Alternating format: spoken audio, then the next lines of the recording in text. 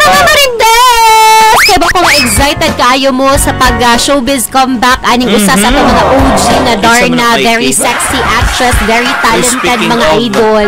Unya, di kay kapugnan idol Buiki nga pangutanon giding nga bana ni ini moong sikat nga actress ba labi na nga kini ang bana mao may active sa social media karon. Actually not really that active pero at least kada bang makapost-post ginagmay. Labi na karon nga ni sabak na ra ba sa karera sa showbiz ang anak po ani ni idol Buiki.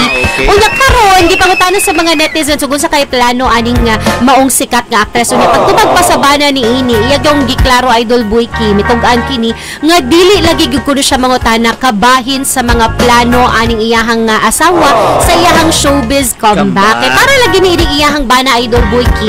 Sumapa niya very strong, very independent woman ni siya ang iyang gibinyuan. Ug sumapa usa kuno ka alpha and queen ang kini maong sikat nga actress. So para ni ining maong bana sumapa niya girespetara na niya ug kung unsa man gani kuno iyang plano sa entertainment sa iyang pagpanarbaho balik iyar gining suportaan 100%.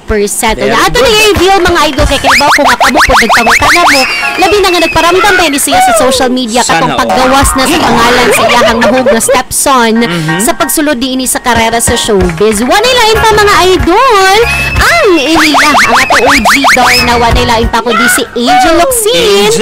Unya ang mipagawas sa mong pamahayag mo ni si Neil Arce iyahang bana idol Buiki. Nindot ilang relasyon no in fairness so lang. Oo. Kanang napasakitan man ni si Ate Angel sa una karon napalamian na siya sa sagog ang relasyon. Kami ilang relasyon, diba? Bla bla bla. So mo na nga